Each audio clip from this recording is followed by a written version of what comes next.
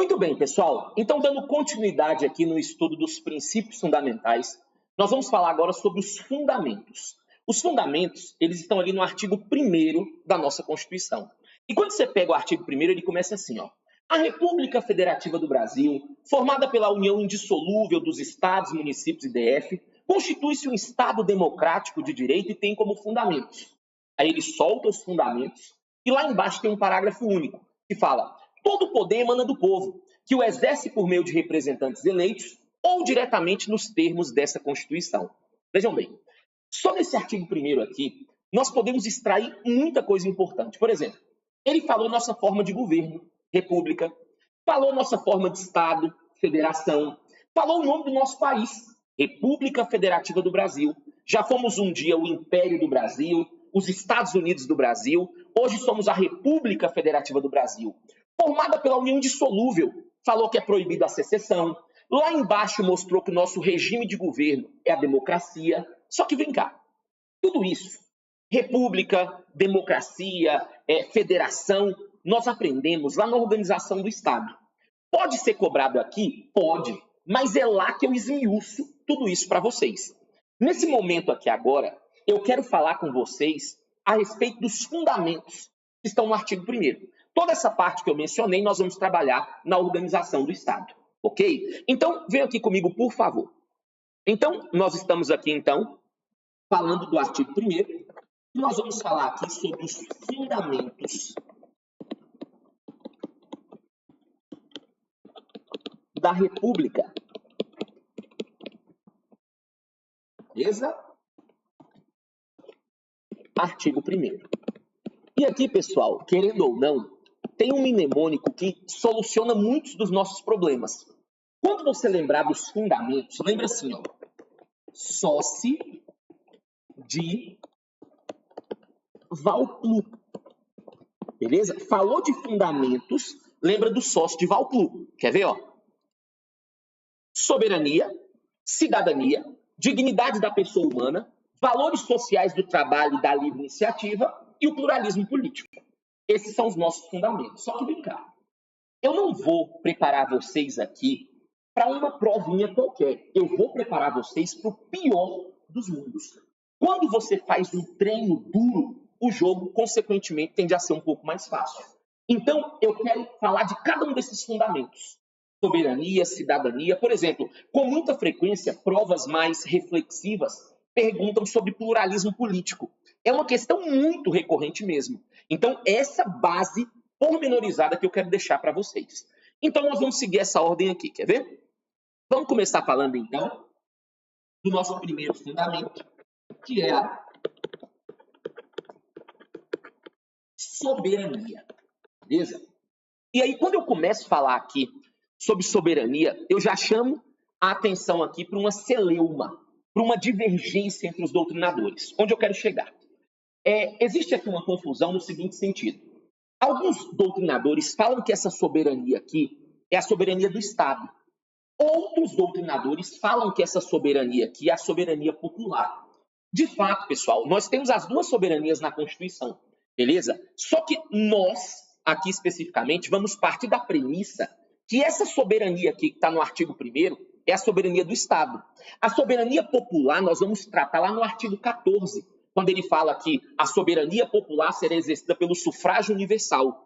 Então, existe essa divergência, eu quero que vocês saibam, mas nós vamos partir da premissa que essa soberania, que é a soberania do Estado. Afinal, ele está falando dos fundamentos de quem? Da República Federativa do Brasil. Então, para não ter erro, vamos colocar aqui uma primeira observaçãozinha, né? Coloquem assim. Existe divergência na doutrina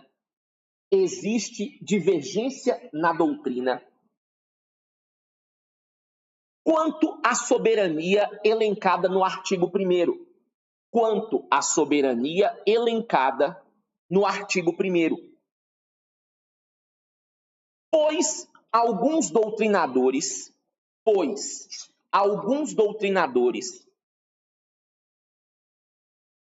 entendem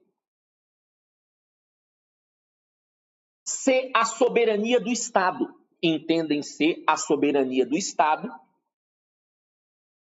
E outros a soberania popular e outros a soberania popular. Beleza? Eu gosto sempre de deixar essas divergências porque nós não sabemos ali o nível da prova que nós vamos enfrentar, né? Então, existe essa divergência sim, porém nós especificamente vamos entender que isso aqui é a soberania do Estado. E aí, pessoal, quando eu falo em Estado, é muito importante você lembrar que nós temos alguns elementos constitutivos do Estado. Para que nós possamos ter um Estado, nós precisamos de algumas coisas, quer ver? Vejam bem, quais são hoje, então, de acordo com a doutrina, os elementos constitutivos do Estado? Segundo a doutrina mais moderna, para você ter um Estado, você tem que ter basicamente 4 coisas. Você tem que ter povo, território, finalidade e um governo soberano. Povo, território, finalidade e um governo soberano. Vejam bem. Então, para eu ter um Estado hoje, eu tenho que ter povo. O povo é o elemento humano do Estado. São aquelas pessoas ali que nós vamos aplicar todas as regras do Estado. Eu tenho que ter território. O território é um espaço físico-geográfico, o qual ali as nossas normas vão acabar produzindo efeito. Eu tenho que ter, de acordo com os doutrinadores mais modernos, uma finalidade, né? Tem que existir uma finalidade para ter um Estado. E eu tenho que ter um governo soberano. Eu tenho que ter um governo que tem poder de mando e de comando. Então entenda, se hoje nós somos um Estado, se hoje nós temos uma Constituição, se aqui acontece ou deixa de acontecer o que eu quiser, é porque um dia eu conquistei a tão sonhada soberania. O Brasil, ele conquista a sua soberania em 1822, embora a nossa primeira Constituição só viesse a ser criada em 1800. Né? Mas desde então nós somos um país, um Estado soberano. E eu não posso aqui colocar hierarquia entre os fundamentos, porque não existe hierarquia entre as normas constitucionais. Agora, se eu pudesse colocar aqui hierarquia, sem sombra de dúvidas, eu ia falar para vocês que a soberania é o fundamento mais importante. Eu te explico por quê. Se hoje nós temos um Estado, se hoje nós temos uma Constituição, se hoje a minha Constituição prega a dignidade da pessoa humana, prega o pluralismo político, é porque um belo dia, então, eu conquistei a soberania. Então, a soberania é o modo de existir do próprio Estado. Só que vejam bem, pessoal, nós temos hoje livros que tratam sobre soberania.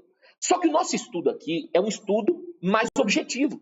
Nós não estamos aqui na faculdade de Direito. Nós precisamos acertar a questão na hora da prova, certo? E eu conheço um conceito muito pragmático, muito objetivo sobre soberania. Mas é um conceito, sem sombra de dúvidas, vai resolver nosso problema. Quando você lembrar o que é soberania, eu quero que você lembre o seguinte, quer ver?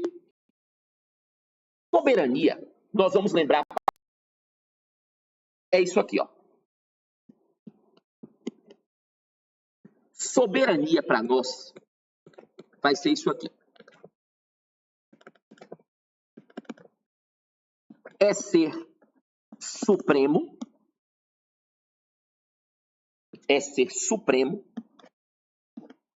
entre parênteses, interno, vocês vão entender daqui a pouco o que é isso, e independente. E independente.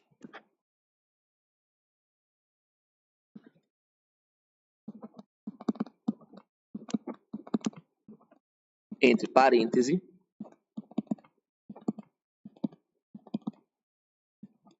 externo. Beleza? Agora vamos lá para vocês entenderem isso aqui.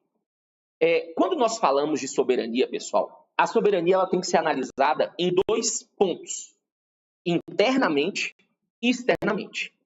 Soberania internamente quer dizer supremacia, quer dizer o seguinte: aqui dentro do meu estado, quem manda sou eu. Aqui eu tenho ius imperium, eu tenho poder de império. Aqui dentro do meu estado, acontece ou deixa de acontecer o que eu quiser.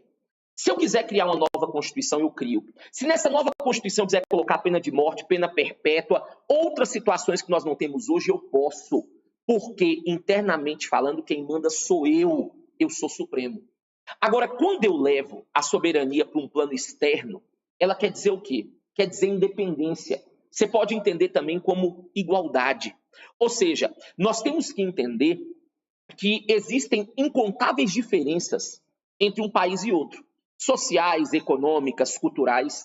Só que nós não estamos aqui discutindo esses detalhes, e sim analisando o aspecto jurídico da situação. E juridicamente falando, todos são iguais, porque todos um dia conquistaram a tão sonhada independência, né? A tão sonhada soberania. José Afonso da Silva, um dos maiores constitucionalistas do Brasil, se não o maior, ele fala que, para ele, se tem um elemento que não permite flexibilização, é a soberania. Sabe por quê? Porque se você flexibiliza a sua soberania, consequentemente você vai deixando de ser um Estado. É por isso, pessoal, que olha que interessante, vocês vão perceber ao longo da Constituição que qualquer intervenção externa dentro do nosso país tem que ter nossa autorização. Geralmente tem que passar pelo presidente, pelo Congresso, né? Por exemplo, vamos imaginar uma situação. Veio um criminoso para o Brasil.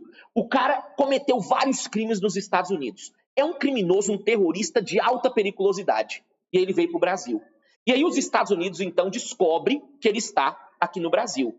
Mesmo ele sendo um terrorista, um criminoso de altíssima periculosidade, os Estados Unidos não podem chegar aqui, invadir e pegá-lo à força. Sabe por quê? Porque fazendo isso, os Estados Unidos quebrariam um dos nossos principais fundamentos, que é a soberania. Então os Estados Unidos sabem que mesmo ele sendo um criminoso e tendo cometido crimes lá, ele tem que pedir isso para nós. E nesse caso especificamente, eles teriam que fazer um pedido de extradição. E ainda assim o Brasil ia conceder se achasse conveniente, porque o ato é amplamente discricionário. Então tudo isso é reflexo do fato de sermos um país o quê? Soberano, de ter a soberania como um dos fundamentos do nosso Estado. Então, tá vendo o que eu falei no bloco anterior? Várias situações da Constituição é decorrência dos princípios fundamentais. Então, mais uma vez eu reitero para fechar. Quando nós falarmos então em soberania, nós vamos lembrar: soberano é ser supremo e independente. Supremo, eu estou analisando a questão internamente. Internamente não existe nenhuma força que sequer iguale-se à nossa República Federativa do Brasil.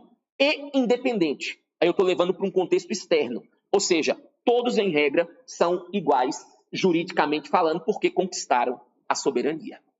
Segundo fundamento que nós temos que encarar é a cidadania. Então vamos nessa. Vem aqui comigo, por favor. Então, o primeiro foi a soberania. Nós vamos agora para o segundo, que é a cidadania. E aí, pessoal, quando eu começo a falar de cidadania, eu já tenho que destacar um ponto importante para vocês. Qual seja? Nós temos dois sentidos de cidadania. Nós temos o sentido estrito e nós temos o sentido amplo. De antemão, eu já falo para vocês que essa cidadania aqui, que foi colocada como um dos fundamentos da nossa república, ela está em sentido amplo. Mas, geralmente, ele vai blefar sempre na questão do sentido estrito. Então, justamente para não ter erro, vem aqui comigo, por favor. Então, quando eu falo de cidadania, eu não posso esquecer que eu tenho dois sentidos. Eu tenho o sentido estrito e eu tenho o sentido amplo. Vamos lá. O que é o sentido estrito de cidadania, professor? O sentido estrito, ele diz respeito apenas à capacidade de votar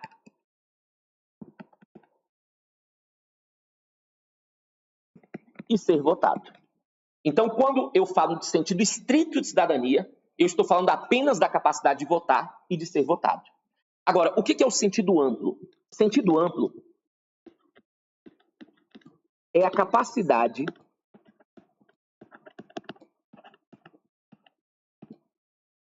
que o indivíduo possui. É a capacidade que o indivíduo possui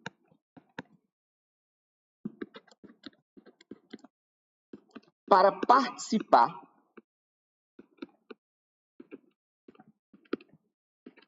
da vida do Estado. Exemplos aqui, ó.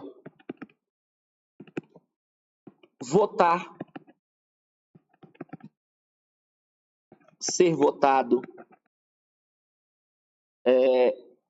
ingressar com uma ação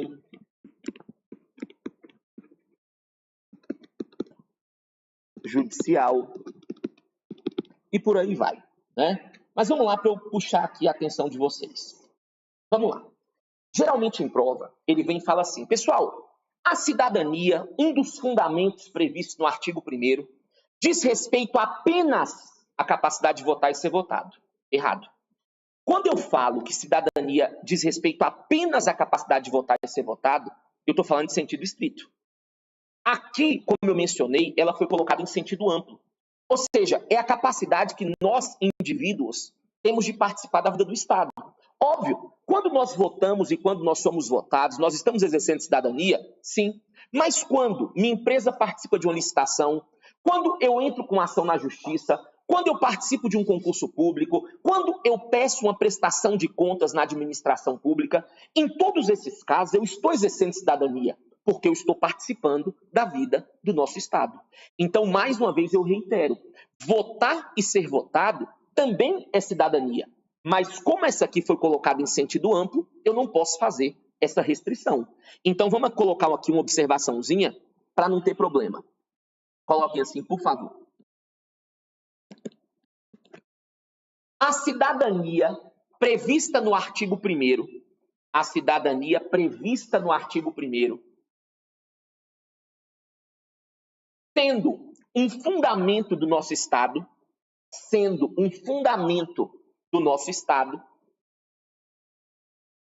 foi colocada em sentido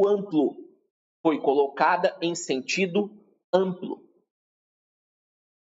Beleza?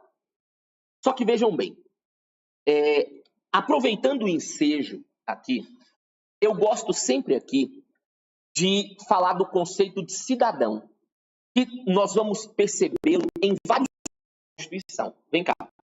Cidadania aqui, que foi colocado como um dos nossos fundamentos, está em sentido o quê? Amplo, não é? Agora, cuidado. O conceito de cidadão, ele também tem sentido amplo e ele também tem sentido estrito.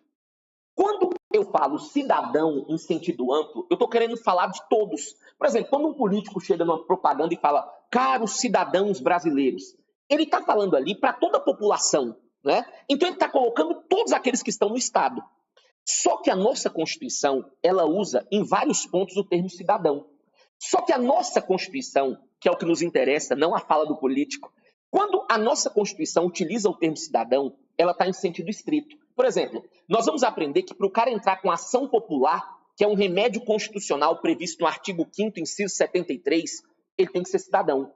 Para o cara deflagrar uma iniciativa popular, ele tem que ser cidadão. A Constituição fala que cidadãos podem denunciar irregularidades perante o TCU. Então, professor, quem é esse cidadão que a Constituição menciona? Veja bem, quando a Constituição usa o termo cidadão, eu já mencionei, ele está em sentido estrito.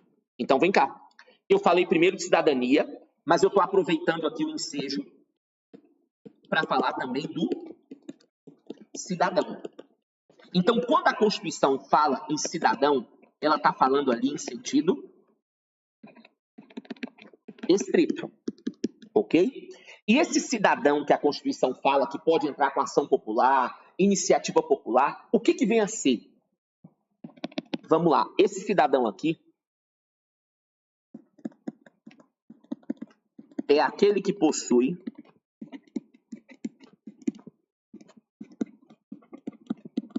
capacidade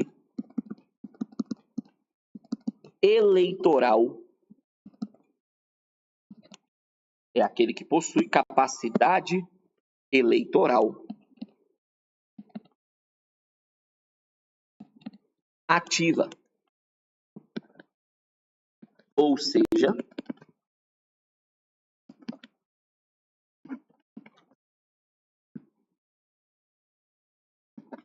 possui título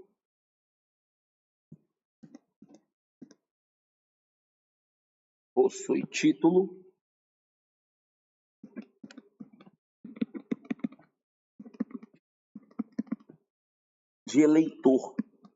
Entre parênteses, coloque assim: pode votar. Veja bem, nós temos aí várias pessoas que falam que cidadão é aquele que vota e é votado. Não, isso aí está ultrapassado. Para eu ser cidadão aqui em sentido estrito, eu não preciso ser votado. Basta que eu tenha o direito de votar. Basta que eu tenha capacidade ativa, que eu tenha título de eleitor. Se eu falar para você que cidadão é aquele que vota e é votado, sabe quem fica fora disso? O analfabeto. Analfabeto pode votar, mas em nenhuma circunstância analfabeto pode ser votado. No artigo 14, nós aprendemos que ele é absolutamente inelegível. Então, se eu falo para você que cidadão é aquele que vota e é votado, o analfabeto ficaria fora dessa. Então, quando a Constituição fala de cidadão, é aquele que tem capacidade ativa, é aquele que tem título de eleitor, é aquele que vota. Ele não precisa ser votado para ele ser cidadão. Então, dessa forma, nós entendemos, ao falar de cidadania, que a Constituição, ao falar de cidadania como um dos fundamentos do nosso Estado, ela colocou em sentido amplo. Agora, quando a Constituição fala em cidadão, em algumas situações, ela fala em sentido estrito. Beleza? Dessa forma, então, falamos aqui de dois fundamentos muito pesados: soberania e cidadania. Já tem informação demais aqui para você digerir, até porque eu ainda fiz aqui, né, um parêntese com essa questão do cidadão e outros pontos. No próximo bloco, nós falamos dos demais fundamentos da nossa República. Beleza? Um grande abraço, bons estudos e até a próxima. Valeu!